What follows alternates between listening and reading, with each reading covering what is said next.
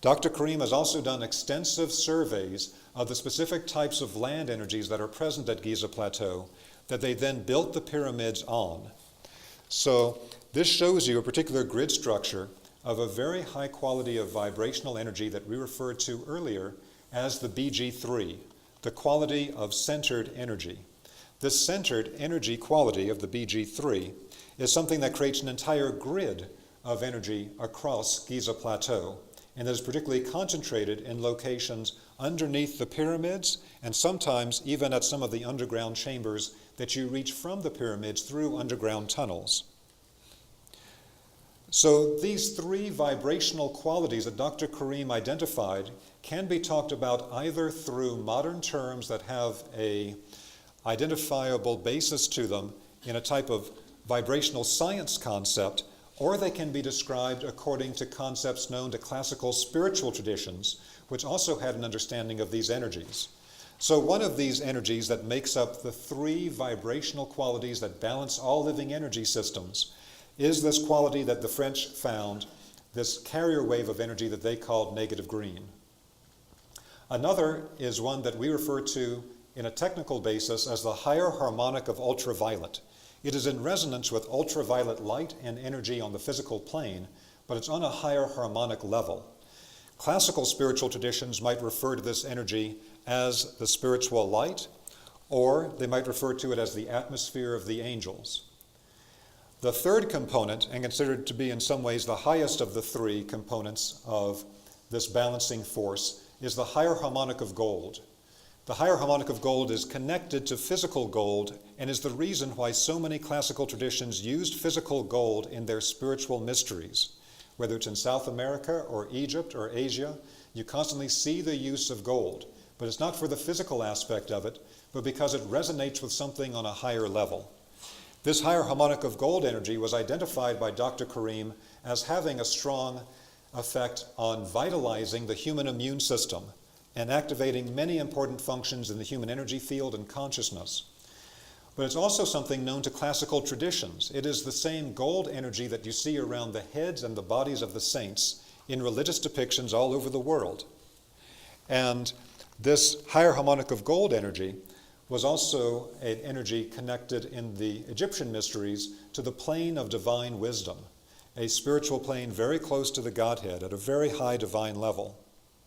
So we can understand these things either in a spiritual context or in more of a vibrational science context, but they're really the same unity. Now this balancing force that Dr. Karim identified manifests in particular ways. And to really understand how we can engineer structures, build a building, create a form so that it has specific vibrational qualities requires us to change our perspective on how energies connect to form. Dr. Karim refers to our work as being a sculptor of space. When we form space in a particular way, we then form it also to create specific vibrational harmonics that will affect every person that ever enters into that location. And so this balancing force will naturally appear of its own accord around certain geometric forms. In the form of a rotational movement or a circle, it appears in the very center of the circle.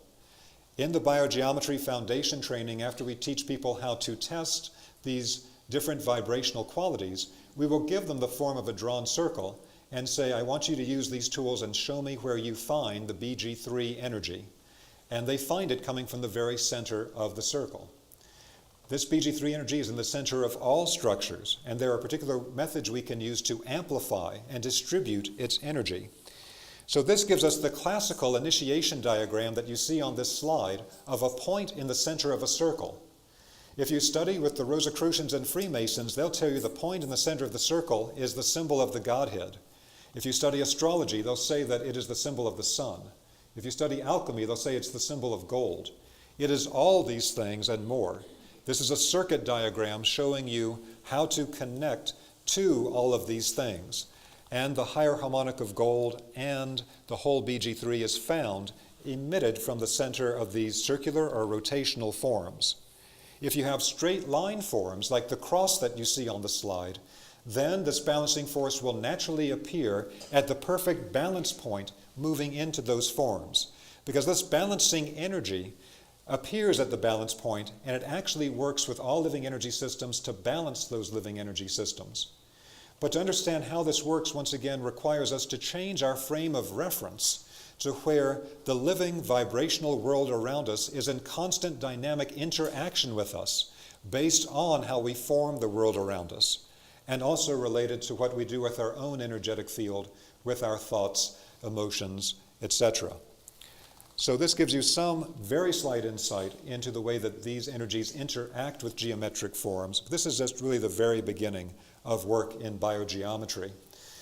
Dr. Karim has done a tremendous amount of work looking at the way that specific types of vibrational waves and wavelengths will create vibrational effects and affect living beings. One aspect of this is in the way that we can actually change the vibrational qualities within electromagnetic waves. And you can actually change the biological effect of electromagnetic waves to be biologically helpful to human beings and not harmful based on how you shape the wave. The wave will have a specific shape to it based on the amplitude or height of the wave and the wavelength, as seen on the right-hand side of this diagram. In a simpler manifestation, this is also connected to the types of vibrational qualities that you get inside any structure, based on things like the height of the room and the length of the room and the width of the room. These will create specific wavelengths that are capped standing waves within that location that, depending on their particular size and structure, will create vibrational harmonics that are supportive or harmful to living beings within that structure. Dr. Karim has completed a complete system of vibrational energetics where you can use specific number qualities together in something he calls the modular system.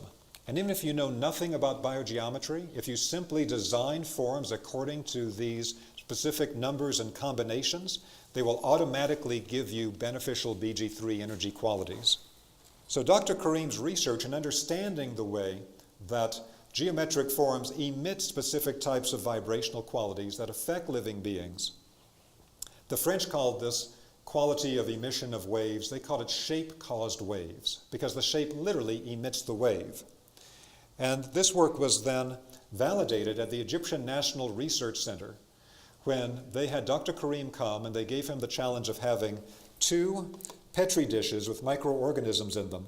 That was a fast replicating yeast, and they asked Dr. Karim to kill all the microorganisms in one Petri dish with a simple geometric form and nothing else, and leave the other untouched. And to give you some sense of the type of person Dr. Karim is, he said, biogeometry is not for killing, and I'm not going to kill anything. What I will do is I will put a simple geometric form and nothing else over one of the cell cultures and completely paralyze all of its life activity. It'll be in a state of suspended animation until I remove the geometric form. The other one that I leave alone will continue to replicate naturally. And what you see on this slide is the report from the Egyptian National Research Center from this evaluation, where the head of the Department of Microbial Chemistry, Dr. Badr al-Din, wrote the report and said Dr. Karim accomplished exactly what he said he could do, that some type of subtle radiation from the geometric form completely suspended the life activity in the dish that he covered while the other replicated normally, and we cannot explain this effect through our current knowledge in contemporary science and medicine, and it's a top priority for us to begin to research this. At that point, the Egyptian National Research Center started a research project under Dr. Karim to study the effect of geometric forms on life functions. And Dr. Karim headed this up for quite some time, and they had many remarkable discoveries. Another one of Dr. Karim's discoveries is that through using radiesthesia to be able to tune to specific vibrations and track them as they move through the living bodies of human beings, animals, etc., he could actually track the way that specific energies move inside the human body. And he called these movements of dynamic energy in the body biosignatures. There are also biosignatures that are not linked to movements in the body, but within the human energy field on a greater basis. But sticking right now to the biosignatures in the body, what you see on these slides are the energy movement patterns that Dr. Karim identified in specific organ systems of the body. And these energy movement patterns can actually be provided to people as biosignatures to help to harmonize different energetic things in their energetic field and with their organ function. Now, Dr. Karim is an architect and not a medical doctor. Dr. Karim never makes any medical claims. What Dr. Karim does is he works with medical professionals who then test his work, and any claims will come from them.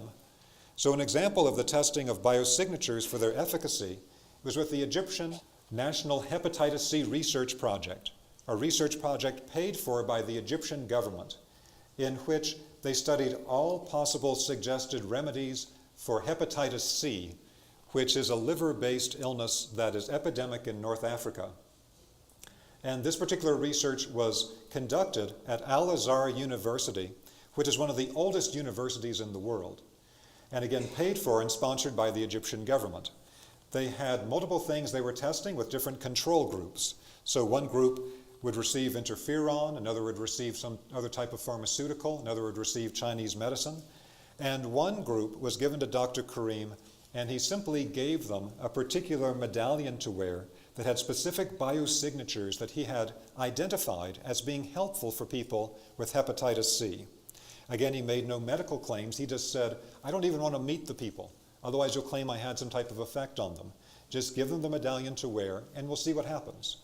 At the end of the first 6 months of the project, the head of the research project went on Egyptian national television and announced that of everything that they tested, by far the best effect that they got was with the control group that did nothing other than wear Dr. Karim's biosignature medallion with these particular biosignatures for Hep C. They had an average 90% normalization of their enzyme levels, and that was much better than anything else tested. Number 2 was interferon, but it was more in the 30% range, and many people had toxic effects and had to get off of it because of that. So it was a very, very positive result showing the way that the biosignatures did have energetic effects, although, according to modern science and medicine, these simple geometric forms shouldn't do anything.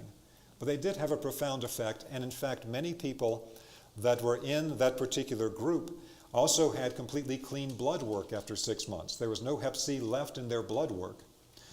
And I asked Dr. Karim once, how come some of the people, everybody benefited with their enzyme counts, but some people at the end had no Hep C left in their blood, and some did. Dr. Karim said, because I was only allowed to give them the medallion. I was not allowed to work on their home. If I wanted to get more general clearance, I would have to balance the energy where they lived as well as the energy directly on their body with the medallion. And those are 2 aspects we always address in biogeometry. We are an open energy system, constantly exchanging energy and information with our environment. The electromagnetic fields, possible toxic earth energies, chemicals, etc. of our environment will affect us, and they do need to be balanced, as well as a direct balancing of the human energy field and organ structure itself. So this connects to Dr. Karim's concept of energy, shape, and function. With these biosignature patterns, to understand how they work, don't look at them as static forms. Look at them as a pattern that energy is moving constantly and dynamically within. Energy moves into a shape, and energy is actually programmed to perform a specific function by the shape it moves into. Energy moves into a shape, and the shape determines the function. That gives us a very simple equation in biogeometry for practical work. Energy plus shape equals function.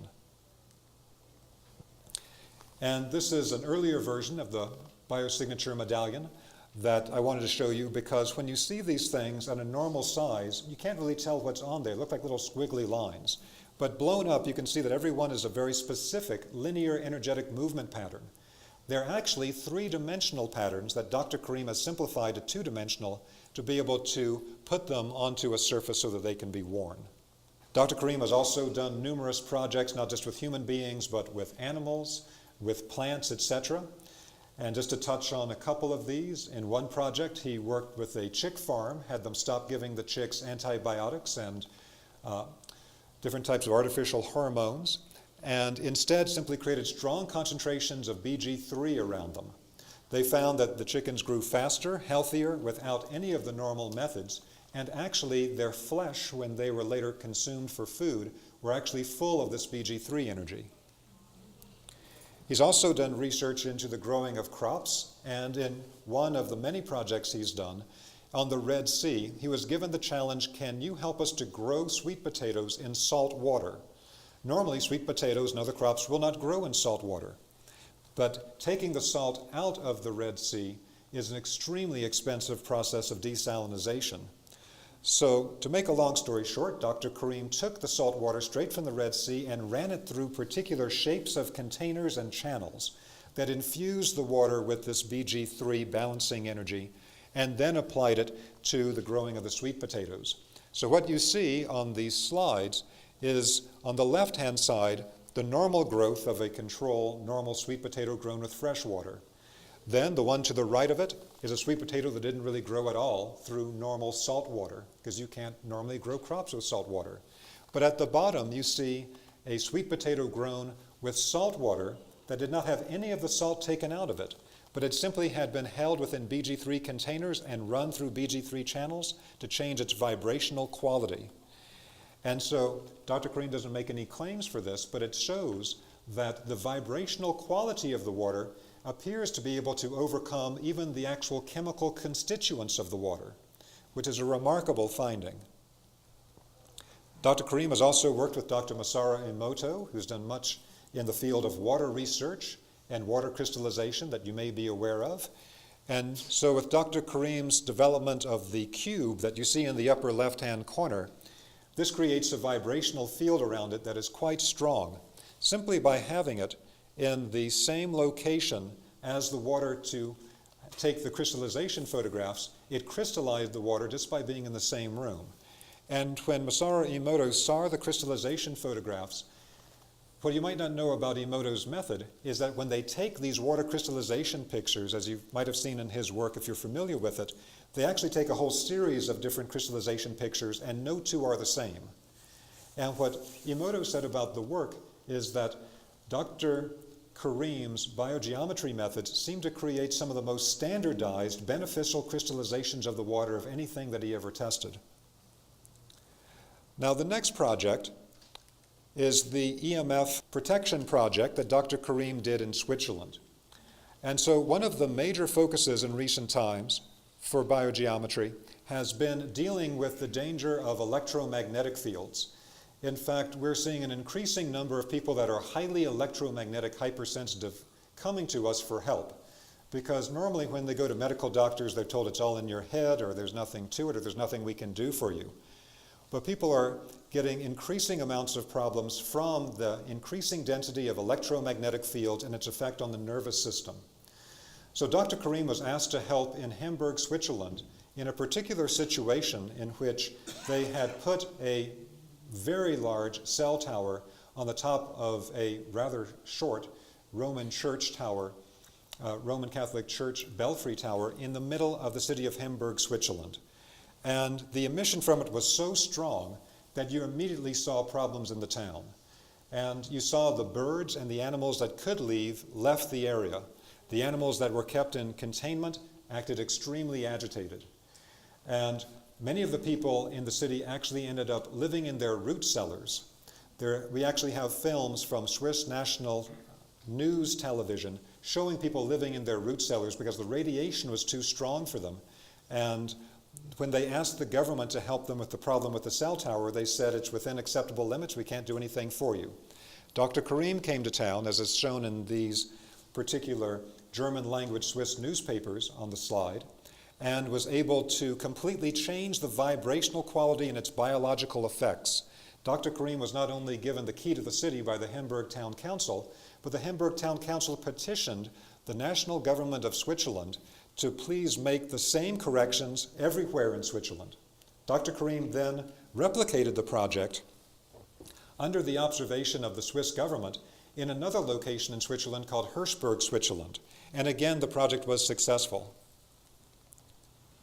So we have methods within biogeometry to be able to change the biological effects of electromagnetic fields. And among these methods are the use of particular types of forms that will create a change in the biological effect, but will not change what is shown on an electromagnetic meter. Now, the difficulty of this is that, on the one hand, they want you to show them in scientific authorities that you have changed the form of the wave on an electromagnetic meter, because that's what they test to see if any change has taken place. But if you do change what's shown in an electromagnetic meter, then the technology will no longer work. Your cell phone won't work.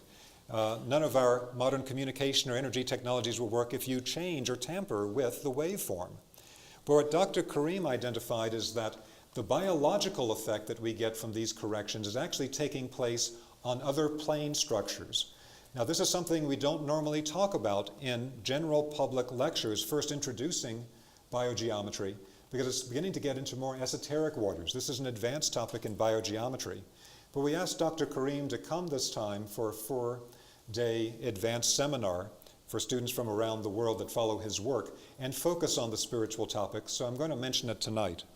What you see with this diagram is a particular illustration of the way that the physical plane energies move in a cross, just like electricity and magnetism propagate at 90-degree angles to each other in the physical world. That's a known property from physics, that electricity and magnetism propagate at 90-degree angles. But the other angles around it actually connect to different planes, all the planes spoken of by classic spiritual traditions. And that's actually where we are changing these vibrational qualities that affect living beings.